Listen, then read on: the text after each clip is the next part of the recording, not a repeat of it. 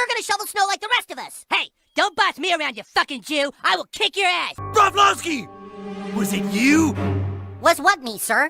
Have you ever felt like Tweet, constantly anxious and over-caffeinated, jumping at every shadow? Or maybe you've identified with Stan's growing sense of cynicism as you've gotten older. South Park's characters embody different aspects of our psyches, reflecting real human experiences through carefully crafted psychological profiles. These characters can be viewed through the lens of Jungian archetypes, universal patterns in the human mind. In this video, we'll explore how South Park's characters relate to our own personalities and society. Which character do you most identify with? As we analyze their traits and motivations, you might discover surprising insights about yourself and the world around you. Let's explore the depths of South Park's most infamous character, Eric Cartman. Beyond his foul-mouthed, manipulative exterior, Cartman embodies a deeper psychological concept known as the shadow archetype in Jungian psychology.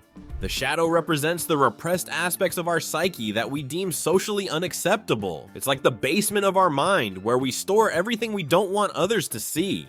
Cartman serves as a living manifestation of this shadow, acting out the impulses we typically keep hidden. Throughout the series, Cartman's actions catalog human vices in exaggerated form. His relentless self-interest, manipulation, bigotry, and cruelty mirror impulses we all possess but usually suppress. For instance, when Cartman inherits $1 million and builds a private theme park, he taps into our desires for exclusivity and power. His elaborate revenge on Scott Tenorman, culminating in feeding Scott his parents in Chile, resonates with our darkest fantasies of vengeance. Cartman's character is shaped by his environment. The absence of a father figure and his mother's enabling behavior contribute to his narcissistic traits. Leanne's constant coddling and lack of boundaries create a child who feels entitled to everything. Importantly, the shadow isn't inherently evil, but a product of our experiences and upbringing. Cartman's extreme behavior is a response to his perceived hostile world. His narcissism acts as a defense mechanism against perceived threats. Analyzing Cartman reveals profound truths about human nature. We're all capable of his worst behaviors under certain circumstances. The difference lies in our ability to regulate these impulses, which Cartman lacks. Recognizing our shadow elements through Cartman's character provides a safe space for psychological catharsis. When we laugh at his outrageous behavior, we process our own repressed desires and fears. This acknowledgement can lead to personal growth, as Jung believed integrating our shadow is crucial for individuation.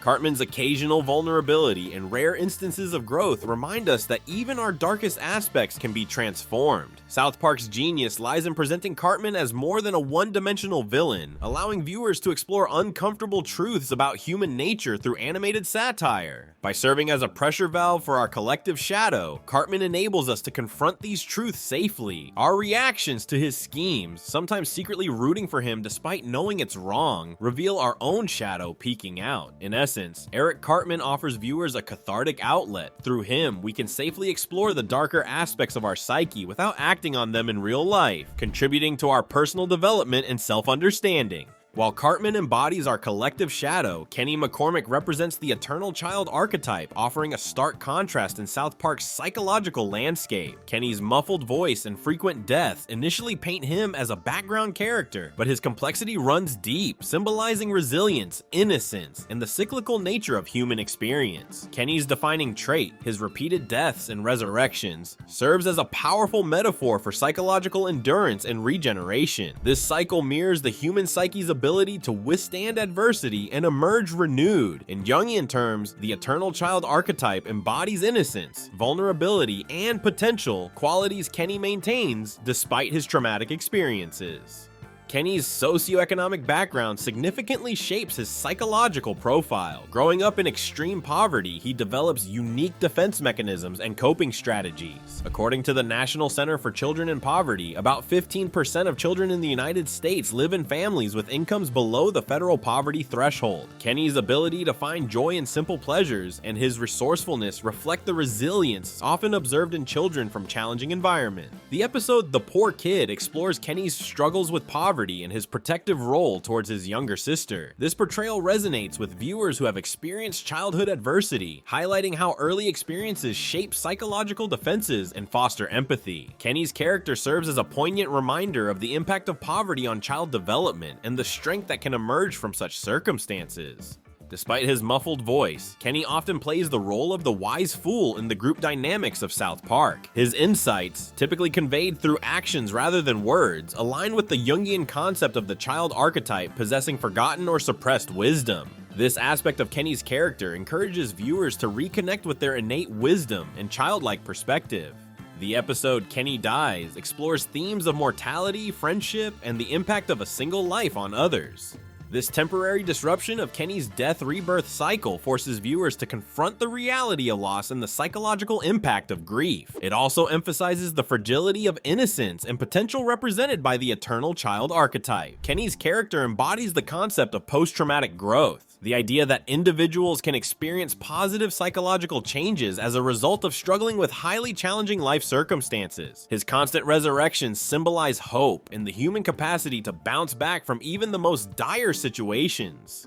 Through Kenny, South Park offers a profound commentary on childhood trauma, resilience, and the cyclical nature of psychological growth. His ongoing cycle of death and rebirth serves as a metaphor for our own psychological journeys, encouraging viewers to embrace change, resilience, and the potential for renewal in their own lives. In 1997, South Park burst onto television screens, shocking viewers with its crude humor and irreverent take on small-town America. Beneath the surface of this animated sitcom lay a treasure trove of psychological complexity. As we've explored the archetypes embodied by Cartman and Kenny, we now turn our attention to Stan Marsh, the character who mirrors our own journey through life. Stan Marsh represents the everyman archetype in the South Park universe. He's the character viewers identify with, reflecting struggles with growing up and facing harsh realities. Initially, Stan is an optimistic 8-year-old boy, but as the show progresses, we witness a transformation that resonates with many viewers' experiences of disillusionment. A pivotal moment in Stan's development occurs in You're Getting Old. As Stan approaches his 10th birthday, he suddenly perceives everything as literal crap. This serves as a powerful metaphor for the onset of depression and loss of childhood innocence. The episode forces us to confront the possibility that growing up means losing the ability to find joy in the world around us. Stan's relationship with his father, Randy, shapes his worldview. Randy's immature behavior and ridiculous schemes represent the pitfalls of adulthood that Stan fears. Their dynamic raises questions about the nature of maturity and how parental examples influence our adult selves. As the moral center of the group, Stan grapples with ethical dilemmas and societal issues. His struggles to maintain integrity mirror the challenges many face in navigating complex moral landscapes. Stan's journey prompts viewers to examine their own ethical boundaries and values. Stan's character evolution reflects broader societal trends of increasing cynicism. His growing awareness of world problems, from political corruption to environmental destruction, mirrors viewers' awakening to adult world complexities. This progression raises questions about maintaining hope in the face of seemingly insurmountable challenges. The nuanced treatment of Stan's struggles with depression and existential anxiety, particularly in later seasons, explores mental health issues with sensitivity. Through Stan, South Park challenges viewers to consider how we support those grappling with these issues in our own lives. Stan's relatability lies in his grounded, everyday experience. His journey from innocence to cynicism and ultimately to a more balanced perspective reflects the emotional and psychological development many undergo as they mature. By presenting Stan's struggles in outrageous situations, South Park allows viewers to examine their own experiences from a safe distance. This blend of humor and emotional depth makes Stan an enduring symbol of the human experience. His character arc serves as a reminder that growth often comes with pain, but also with the potential for greater understanding and resilience. As we transition from Stan's pragmatic approach to moral dilemmas, we find ourselves drawn to Kyle Broflovski, a character grappling with profound ethical conflicts that mirror our societal struggles. Kyle embodies the hero archetype in South Park, not as a caped crusader, but through his relentless pursuit of ethical integrity in a morally ambiguous world. Kyle's heroism is deeply rooted in his Jewish identity and his position as an outsider in the predominantly Christian town of South Park. This outsider status shapes his perspective and fuels his determination to stand up for what's right, even when it's unpopular. In The Passion of the Jew, Kyle's struggle with his cultural identity in the face of anti-Semitic sentiments showcases the psychological impact of being different in a homogeneous community. The episode Cartman's Silly Hate Crime 2000 exemplifies Kyle's ongoing battle to reconcile his sense of justice with the complexities of a flawed legal system. His speech about judging actions rather than motivations demonstrates how Kyle's character explores nuanced ethical dilemmas that resist easy answers. Kyle's relationship with Cartman represents more than childhood rivalry. It's a microcosm of the eternal struggle between moral conviction and unbridled self-interest. Cartman's anti-Semitic jabs force Kyle to repeatedly confront and defend his cultural identity, shaping his character and pushing him to articulate his beliefs in the face of relentless opposition. The episode The China Problem highlights Kyle's tendency towards moral compensatory behaviors. His guilt over historical atrocities drives him to extreme actions, raising questions about collective responsibility and the psychological burden of historical wrongs. This pattern of behavior reflects how societal guilt can manifest in individual psyches, often leading to overcompensation or misplaced attempts at righting perceived wrongs. Kyle's heroic journey is marked by moments of self-doubt and growth. In Cartoon Wars, he initially supports Cartman's crusade against Family Guy, only to later realize the importance of free speech, even when it's offensive.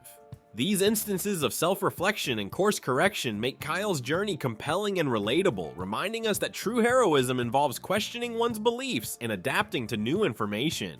Through Kyle, South Park challenges viewers to confront uncomfortable truths about society and themselves. His character serves as a mirror, reflecting our own struggles to maintain integrity in a world that often rewards cynicism and self-interest. Kyle's unwavering commitment to doing what's right, even when difficult, challenges viewers to consider their own moral fortitude in the face of everyday ethical dilemmas. As we laugh at Kyle's righteous indignation or cringe at his occasional missteps, we're also examining our own moral compass. His character's journey reflects the complexities of modern ethical dilemmas, where right and wrong are often muddied by circumstance and perspective. By presenting Kyle's struggles in the context of outrageous satirical scenarios, South Park allows viewers to engage with profound moral questions without feeling preached to or judged. As we've explored South Park's iconic characters, we've seen how their archetypes interact. Cartman's shadow challenges Kyle's hero, while Stan's everyman balances Kenny's eternal child. This interplay creates a rich tapestry of human experience, challenging us to confront uncomfortable truths about ourselves and society. Which character do you most identify with? Perhaps you see Cartman's selfishness in yourself, or relate to Stan's cynicism. Maybe you admire Kyle's morality, or empathize with Kenny's resilience.